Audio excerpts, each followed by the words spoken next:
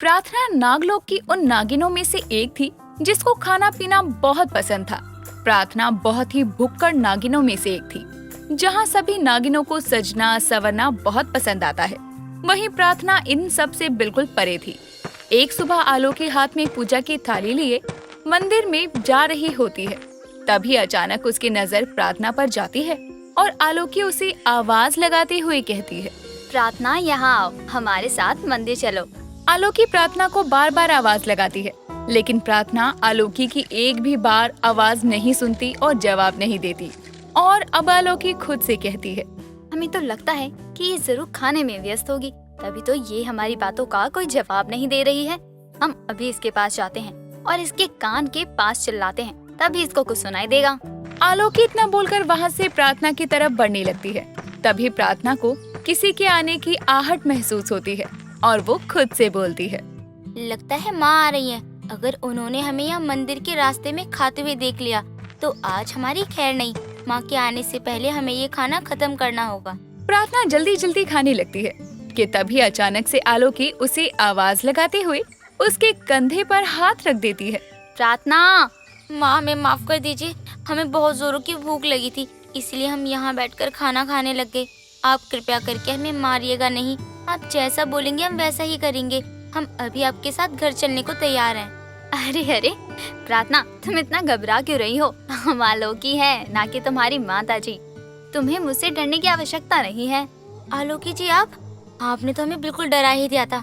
हमें लगा कि हमारी माँ आ गई और अगर उन्होंने हमें यहाँ खाते हुए देख लिया होता तो वो हमें बहुत मारती। हाँ, मार तो अवश्य पड़नी चाहिए, क्योंकि तुम खाने में इतनी मग्न रहती हो कि खाने के अलावा कुछ सुनाई भी नहीं देता तुम्हें और ना ही दिखाई देता है। हमें माफ कर दीजिएगा। अच्छा, अब आप बताएं हमें, आपको हमसे क्या जरूरी काम था? अरे नहीं, हम तो तुम्हें इसलिए बुला रहे थे कि तुम हमारे साथ मंदिर चलो और उसके बाद तुम हमारे साथ भवन भी चलना। हम आपके साथ मंदिर तो चल लेंगे, लेकिन आपको बदले में कुछ खिलाना होगा। अच्छा ठीक है, बताओ क्या खाओगी? जी, हमने बहुत समय पहले बिरयानी खाई थी, बस हमें बिरयानी खाने का मन हो रहा है। क्या आप हमें बिरयानी खिलाएंगी? बस इतनी सी बात। तुम मेरे साथ मंदिर चलो, हम महादेव की पूजा करने के बाद तुम्हें भवन में ले चलेंगे और तुम्हें बिरयानी खिलाएंगे। आलोकी के इतना बोलने पर प्रार्थना उसके साथ मंदिर चली जाती है। कुछ देर बाद पूजा करने के बाद आलोकी प्रार्थना को लेकर भवन में आती है, जहाँ शिवन्या आलोकी का इंतजार कर रही थी। और शिवन्या को देखकर आलोकी कहती है, क्या हुआ नागरानी, आप इतनी परेशान क्यों हैं? सब ठीक तो है ना? तुम कहाँ चली गई थी आलोकी? तुम्हें पता है, तुम्हें भवन में ना पाकर हम कितने चिंतित हो गए थे। महारानी, हम यहीं पास के महादेव के मंदिर में पूजा करने गए थे। ये सुंदर कन्या कौन है? तुम्हारी कोई सगी संबंधी है क्या? नहीं महारानी, ये तो।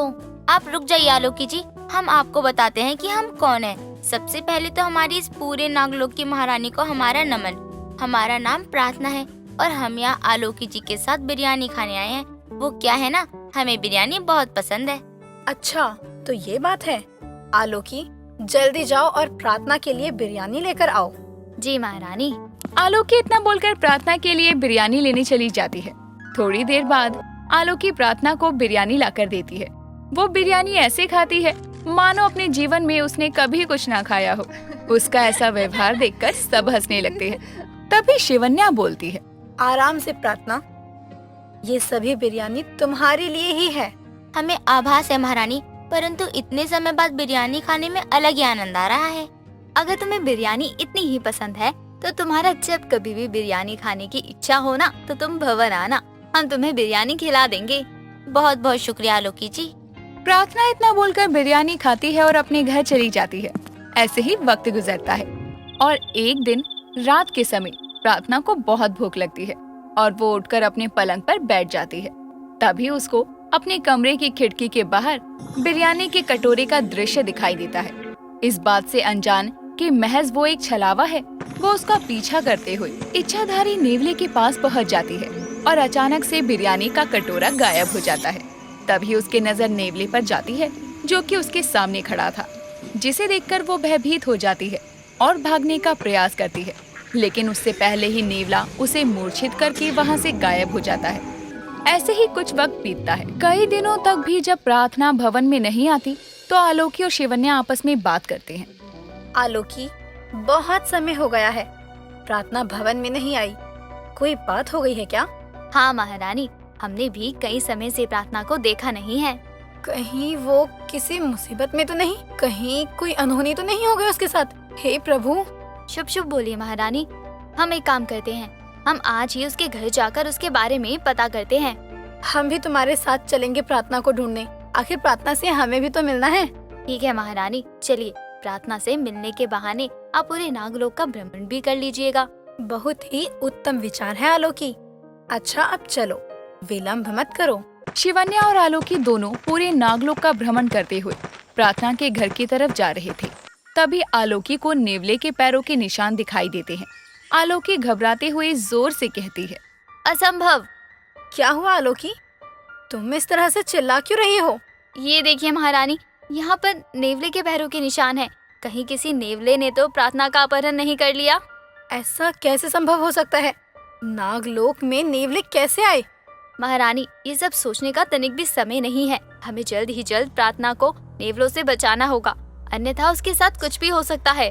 परंतु इस बात का पता कैसे लगाया जाए कि नेवले प्रार्थना को कहाँ ले गए हैं? महारानी, अब हमें इस पैरों के निशान का पीछा करना होगा। हो सकता है ये निशान हमें प्रार्थना तक पहुंचाने में सहायता कर दें। परंतु आलोकी, अगर ये निशान अर्ध मार्ग में ही लुप्त हो गए तो हम क्या करेंगे? महारानी, हमारे पास इस निशान का पीछा करने के अलावा और कोई विकल्प नहीं है। अब हमें देरी ना करते हुए इस मार्ग पर चलना चाहिए। आलोकी और शिवन्या नेवले के पैरों के निशान का पीछा करते हुए नेवलों की बस्ती में जा पहुंचते हैं। इतने सारे नेवले देखकर शिवन्या कहती है, लो आलोकी, हम इन पैरों के निशान का पीछा करते हुए यहाँ आ तो गए, परंतु हम इतनी बड़ी जगह में प्रार्थना को कैसे ढूंढे? हमारे पास बस एक ही विकल्प है कि हमें भी नेवलों का भेष लेकर इनकी बस्ती में जाना होगा, तभी हम प्रार्थना को खोज पाएंगे।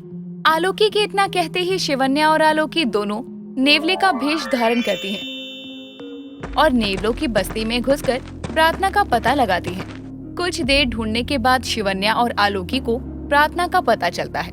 वो दोनों वहां जाकर देखती हैं कि नेवलों ने उसे बंदी बना रखा था, जिसे देखकर वो दोनों अपने असली रूप में आती हैं और नेवलों पर आक्रमण कर देती हैं।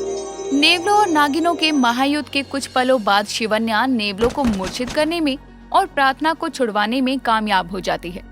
शिवन्या और आलोकी प्रार्थना को लेकर वहां से निकल ही रही थी कि तभी अचानक से वो नेवला आकर उनके सामने खड़ा हो जाता है, जिसने कि प्रार्थना को बंदी बनाया था। रुक जाओ, तुम तीनों यहाँ से जीवित नहीं जा पाओगे। किंतु क्यों? हम जानते हैं कि नेवले हमारे शत्रु हैं, लेकिन बिना किसी कारण तुम हमारे ऊपर आक्रमण क्यों कर रहे हो? आखिर हमने क्या किया है? तुम नागिनों को ये भली भांति आभास है ना कि नागिन और नेवले की कट्टर दुश्मनी होती है, इसलिए मुझे नागलोक की महारानी शिवन्या से नागमणि चाहिए, जिससे हम अमर हो जाएं। दुष्ट नेवले, ये विचार तुम अपने मस्तिष्क से निकाल दो कि हम तुमको अपनी नागमणि देंगे। अगर तुम हमें नागमणि नहीं दोगी तो तुम अपनी परम मित्र और तुम्हारी दासी आलोकी को खो बैठोगी। हम कदापि इस दासी को तुम्हारे साथ नहीं जाने देंगे। अरे मूर्ख नेवले, ये कन्या हमारी दासी आलोकी नहीं, बल्कि हमारे नागलोक की साधारण सी एक नागिन है, जिसको तुम आलोकी समझकर यहाँ लेकर आए हो। अगर उस वक्त हम आलोकी को ही नहीं लेकर आ पाए तो क्या हुआ, परंतु तुम इस कन्या को बचाने आ गई। अब जल्दी से हमें नागमणि दे दो और यहाँ से जीवित चली जाओ, अन्यथा हम तुम तीनों को मौत के घाट उतार देंगे। मौत तो निश्चित है, परंतु हमारी नहीं, तुम्हारी दुष्ट नेवले। शिवन्या के इतना बोलते ही नेवला तीनों पर हमला करता है, परंतु शिवन्या आलोकी और प्रार्थना को बचाकर खुद नेवले से महायुद्ध करती है और उसको मूर्छित करके मौत के घाट उतार देती है। जिसके बाद आलोकी और शिवन्या प्रार्थना को भवन में ले आते हैं। कुछ देर बाद प्रार्थना को होश आता है, जिसे देखकर वो दोनों खुश हो जाते हैं।